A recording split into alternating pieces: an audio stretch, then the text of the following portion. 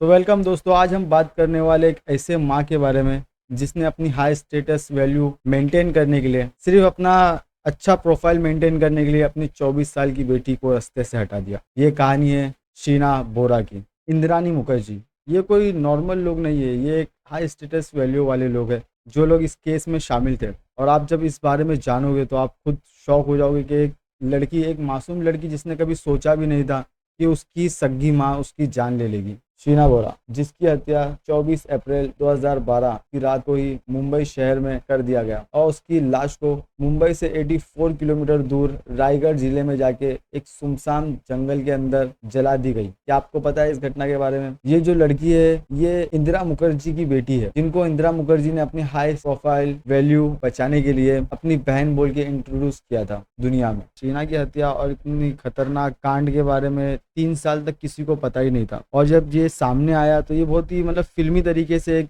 अजीब सा मोड़ आया इस केस में, और सबके सब सबूत, सबके सब गवाह पुलिस की आंखों के सामने थे।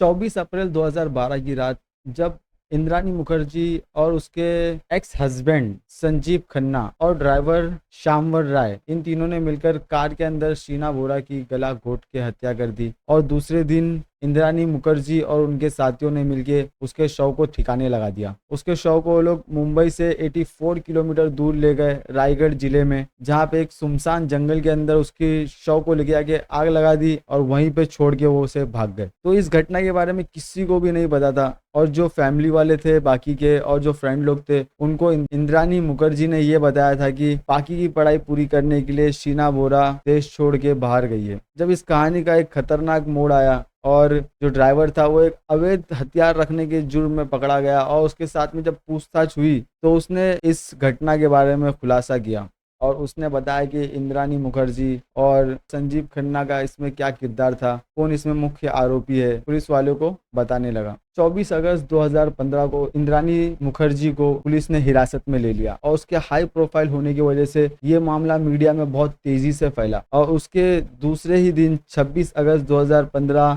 उनके जो दूसरे पति थे उनको भी हिरासत में ले लिया गया, जिनके ऊपर उनके इस घटना में उनका साथ देने का आरोप था। और फिर उसके दूसरे दिन पीटर मुखर्जी को भी अरेस्ट कर लिया गया, इस बिना पे कि उनको भी इस घटना के बारे में कहीं ना कहीं जानकारी थी। पीटर मुखर्जी जो कि स्टार मीडिया के सीईओ रह चुके हैं, हाई प्रोफाइल है उनकी। और जब ये पूरी घटना के बारे में जाना गया कि ये घटना किस वजह से घटी, पारिवारिक विवाद की वजह से ये घटना हुई, और मालूम पड़ा कि जो इंद्रानी मुखर्जी थी, जो उनके जो तीसरे पति थे, पहले तो आप ये जो इंद्रानी मुखर्जी थी इसके बारे में आपको मैं बताना चाहूंगा। इंद्रानी मुखर्जी जो कि पहले एक नॉर्मल जिंदगी जीती थी आसाम में उन्होंने अपनी पहली शादी की और वहां से उनको 2 बच्चे हुए, जिसमें से एक थी शीतर बोरा। और उसके बाद में उन्होंने अपनी ख्वाहिशों को पूरी करने के लिए अपने पति को छोड़ दिया, डिवोर्स दे दिया, और उसके बाद में वो चले गई कोलकाता। और कोलकाता में उसने सेकंड शादी की जिसका नाम था संजीव खन्ना, जो कि इस केस में उसके साथ में मुख्य आरोपी है। तो वहां पे उनकी दूसरी शादी हुई और उन्होंने उसको भी डिवोर्स दे दिया, और उसके बाद में वो आ गए यहाँ पे मुंबई में, और मुंबई में उनको मिले स्टार मीडिया के सीईओ पीटर मुखर्जी, जिनके साथ में उनकी फिर तीसरी शादी हुई।